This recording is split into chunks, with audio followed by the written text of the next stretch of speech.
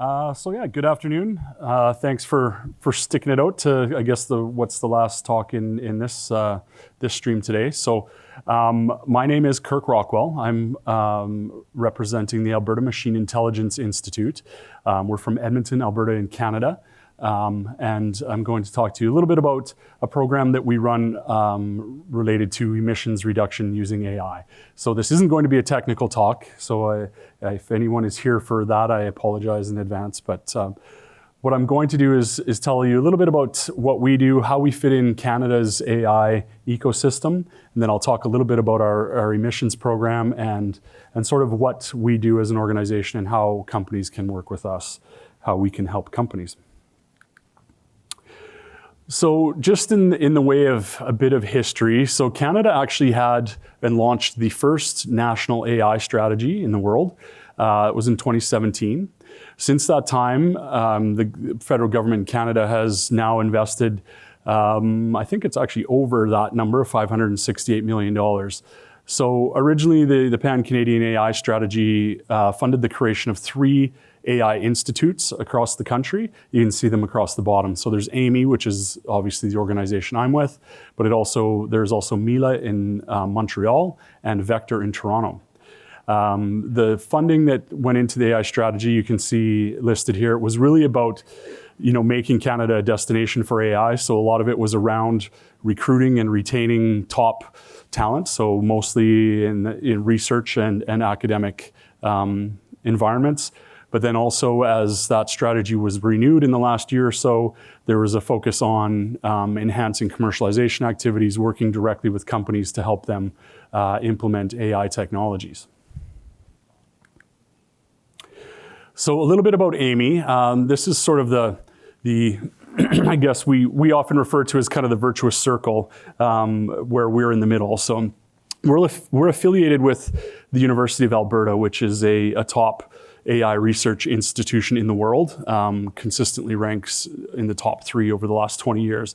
So what I like to point out in this particular image is that we operate a little bit differently than what might be familiar to a lot of people in working with a center of excellence. So quite often when you've got an academic research center where they've got a lot of talent and knowledge and technology development happening, it's really still about the research and it's about advancing that. So what we've done is created Amii that sits in the middle between industry and academia so that we're really able to target the outcomes that industry wants. So we've developed over time a series of products and services that deliver specifically what a company is interested in, while at the same time tapping into that knowledge base and that talent that we have in the institution.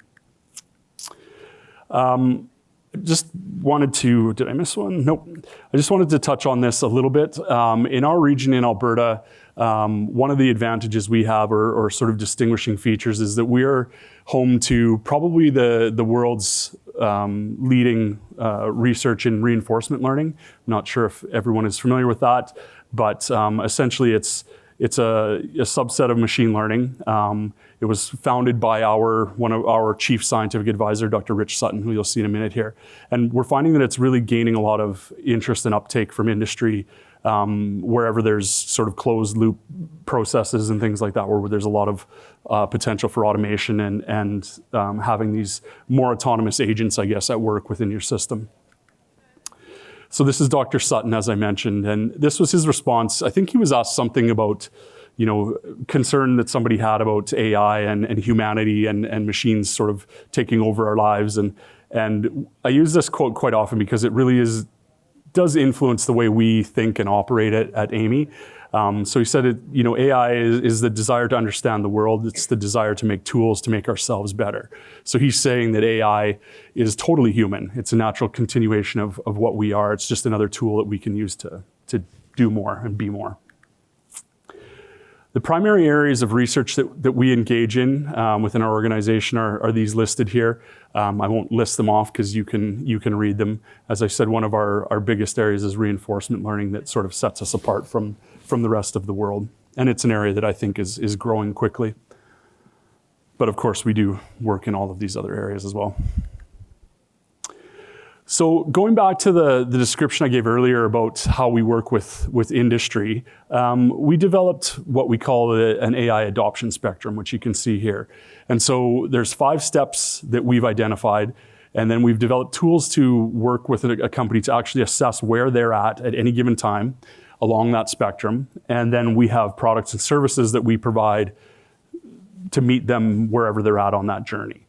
So, at the early end, at the exploring stage, a company might come in, they've got data, they've got some challenges, they've heard of AI, don't know much more than that. So we have really early stage programs to help them, foundational education, training, strategy development, planning and initiation, that kind of thing. Then as you move along, we get into more and more advanced sort of products that we offer all the way to the end where, a company might come along where AI is core to their business. They absolutely understand AI, they understand how to deploy it.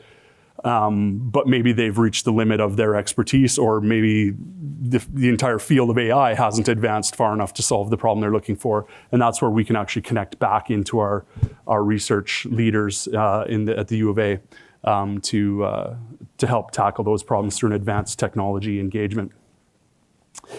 So next I'll move into what we call REMI, which is Reducing Emissions Through Machine Intelligence program.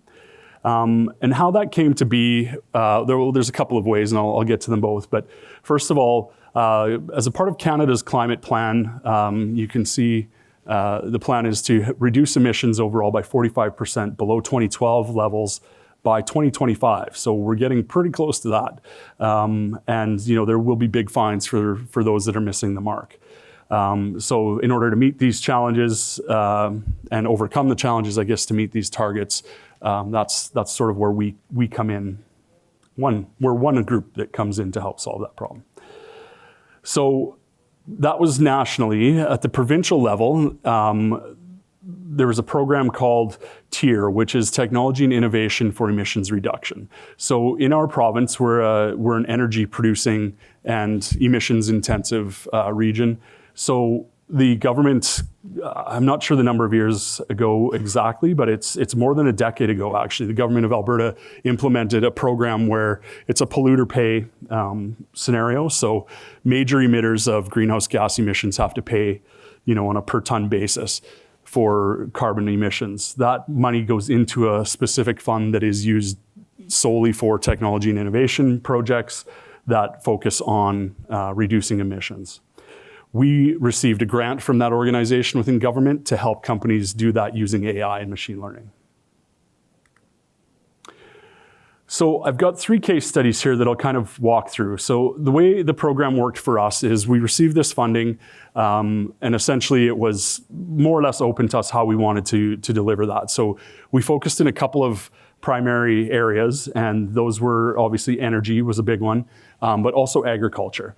And so what we did is sort of market to companies that were working in those spaces and see if there were organizations that were interested in going down this road.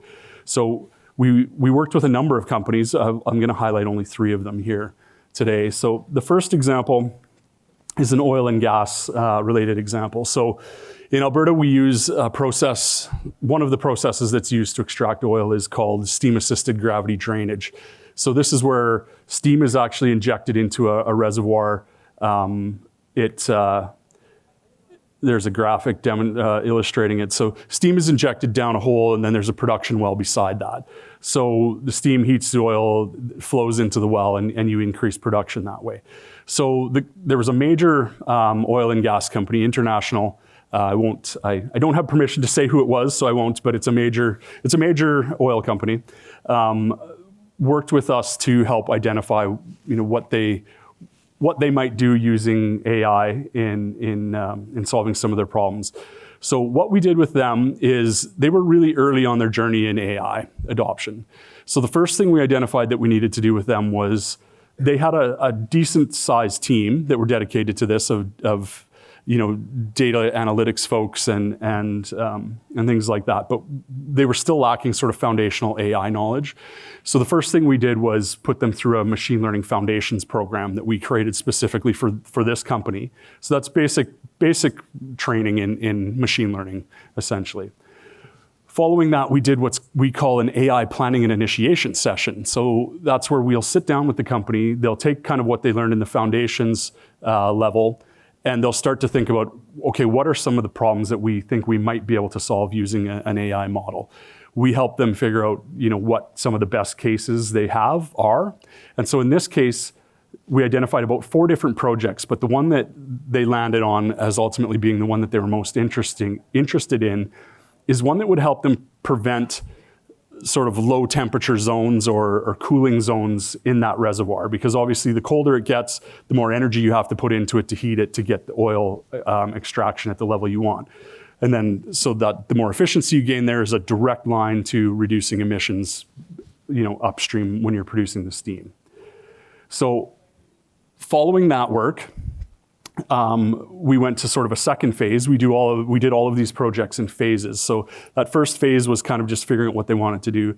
The next was, now that we'd identified one program, we worked through a machine learning project lifecycle with them. So actually sitting down with their team and figuring out what are the implementation steps, what are all of the things that can go wrong, where are we going to have to iterate, and we mapped all of that out for them to then begin to start to do it. Following that, they had built up their team sufficiently that when they entered phase 3, we took on a role of sort of advising and coaching. So we have in-house scientists, obviously with applied experience. So as their team worked on implementing the solution that we helped them identify, they had regular check-ins. They were able to rely on our team to help coach them through implementation of their solution. So the second case study is actually around forest management. And as I'm sure everyone is aware, one of the biggest elements of most sort of net zero plans that governments and companies have now includes offsets of some kind. And often those are related to forest management, keeping forests intact as a way of recovering carbon from the atmosphere and things like that. So Silvacom is a company we worked with. They provide analytics, they provide all sorts of solutions to industry in terms of forest management. So same sort of approach. What we did with them again is we started off with that foundational training. Same approach with the initiation and planning and initiation session. Again, this time we ended up with about 3 projects that they were potentially interested in using for AI, or solving with AI. And then ultimately the one they landed on was, essentially identifying speciation and density of forested lands using computer vision and imaging. So that was the project we ended up landing on in phase 1. In phase 2, we helped them validate that even further, like we did with the previous group. So we went through and actually scoped out what does the life cycle of this project look like. Following that, we helped them procure talent because their team wasn't as sophisticated as the previous case study. So we helped them actually identify somebody that could help work with their organization. We have an interesting model that I'll talk about a little bit later on. That is essentially an internship, but it's different. So we take someone who is graduated already, a student. They probably don't have a lot of applied knowledge or skill. So to de-risk that for the company, we'll actually hire the individual. They'll be embedded in our organization, but they work specifically only on the problem that company has. This way, they're surrounded by a talent base, a peer group that helps them succeed in this project. The goal at the end, obviously, is the project is a success, but also then the company can hire that person as their, depending on the size of the company, it might be their first AI hire, might be they might be hiring their AI lead for their entire team, right? So that's what we did with Silvacom. This next one was kind of a cool example. So a local brewery approached us, and they were interested in a few different applications of AI. So same approach right out of the gate is we went through the foundational training. We did a planning and initiation session. They had, about 4 or 5 projects in mind. But what we ended up working with them on, and what really made them qualify for this program that we have running, is looking at capturing and recycling carbon dioxide. So initially, as they're making their product, they're buying CO2 to carbonate their beverage, but at the same time, they've got massive fermenters on site that are producing a tremendous amount of carbon dioxide. So we help them in that closed loop system. We help them implement an AI solution that enabled prediction of production of CO2, demand based on their process in different stages of brewing. And so they're able to work towards implementing that solution. So reducing emissions and saving a bunch of money at the same time. So this company was a little bit different. We didn't get all the way through because after we'd identified the project with them, they realized that they didn't have what they needed. So in place in terms of a team and their own skill sets. So what we did with them is we have a machine learning certificate program that we provide. So they decided to take a couple of their staff, put them into this program to upskill them so that when they're done, then they are more qualified to work on implementing the AI solution for themselves. So that's how that one went. Okay, so as I said off the beginning or close to the beginning is, we really believe in using AI to be more than we are without it. And so some of the approaches that we use, I've touched on a little bit, but I'll maybe go just a little bit further into here. So obviously, one of the big things we provide is AI courses and training. So whether that's an actual online university level course that we've produced in collaboration with our researchers at the university, or whether that's our certificate program or any of these other things that I've talked about, our ML foundations, our planning and initiation sessions. We have a team and methods to provide all of those services to companies if that's the place they're at in their journey. We work with startups. Obviously, that's something that's we're keenly interested in. Startups are different than a lot of companies because they have special needs. As it says, they move often quite quickly. There's often one person doing multiple jobs, and often they don't have very much money. So we've been able to build a startup support team within our organization that can provide a lot of the value that we would provide to a larger company, but in a more accelerated and a more sort of individual accountability model, so that they've got to do a lot more of the work as homework kind of thing. And we've had a lot of success in getting companies interested in and joining up and being a part of our startup network. So we have an industry team which focuses on working with companies, and they deliver a lot of the things that I spoke about earlier in those case studies. So, understanding and prioritizing the different types of cases that a company might have related to AI, proving out the potential of that, identifying risks, all of those things that go into making a sound decision. And it's not uncommon for us to work with a company, and the outcome of our initial work is they don't go any further. And, for us, that's a win too, because it means that a company didn't waste their hard-earned first investment round on a project that wasn't going to work, right? And so we view not moving forward as a success as well, right? Because now they can go back to the drawing board and they know exactly what they have to do. And so proving out that potential, acting as a coach and an advisor, as I discussed in the one case study. And so our advanced tech group, I didn't really get into that in the case studies. None of the groups that we worked with were at that phase. So this is where we're at that sort of leading edge. And so if a company comes along, and we've worked with some of the big ones, DeepMind, for instance, opened its first office outside the UK. It was opened in Edmonton, Alberta. Much to the surprise of many in the world, they went, where? And it's because of the access to the talented people that we've got. And so in this case, like I said, we can connect a company that already understands AI and is working to advance it themselves, but might need even a little more capability than they have. Internships and residencies I spoke of. Again, that model that we talk about is unique, I think. Well, maybe not unique, but it's not very common. As I said, what you often will find in an internship program is, there'll be a 4-month or a 6-month or 8-month internship. You're getting a student who's coming out of a lab at a university. they're working with the company, and sometimes it works out great. So I'm certainly don't want to discourage that.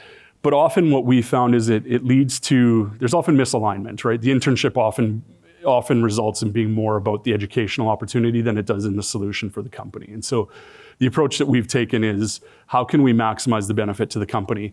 And we found that one of the ways to do that is to have them work within our organization directly and provide that added value of having a peer group and a supervision and network right around them to help the company advance. So we have what we call a career accelerator program as well. And so if there's anyone that's interested in AI, in a career in that space, we have a program that helps do that. So we provide work integrated learning opportunities. So we'll get students or recent grads to provide training, for example, or to work on smaller things with companies, so that they're before they're even done school, they understand what it's like to be working in a company.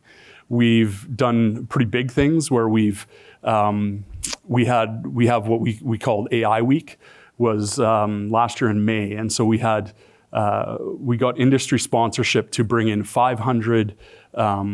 We provided 500 travel bursaries for talented people to come to the region that wouldn't otherwise have been able to come. And so then the idea is we take those 500 individuals and have a lot of events and meetups and things where we connect them with companies and organizations that might be looking for that kind of talent. So we do a lot of those kinds of activities as well to help.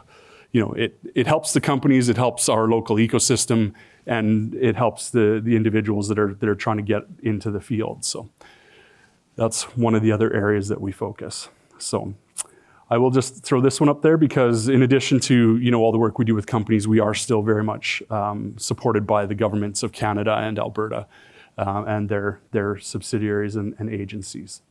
So that's all I've got. I'm happy to take any questions if anyone has any. If not, that's also fine too.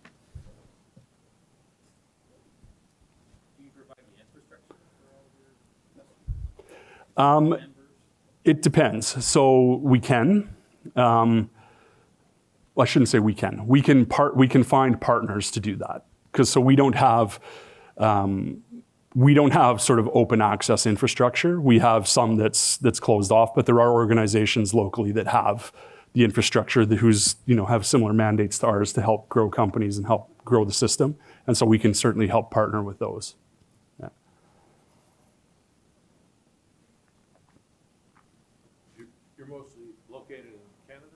Yes, yeah. But we have worked with companies from different parts of the world for sure. I mean, obviously, the previous slide we have a mandate to try and grow the economy in the province and in Canada. But I mean, that said, we think there's plenty of opportunity to still work with companies and hopefully they'll maybe have an impact in Alberta and Canada, right? If they go work with you, do they come visit you, and have you worked with anyone in the U.S.? We have, yeah, for sure. And so both. I mean, everything is a little bit difficult right now because we just went through the last few years where nobody went anywhere. And so then now we're sort of starting to try to figure out what that model looks like again now. So, because we were able to keep doing it, obviously remotely. So it's kind of do we go back to the way it was? Do we do everything virtually or some sort of hybrid? So, I think we're open to doing sort of what we need to do. I think, obviously I think that working face-to-face is better than not if you can, right? So I think the best bet would be to talk about a project and see how it goes, right?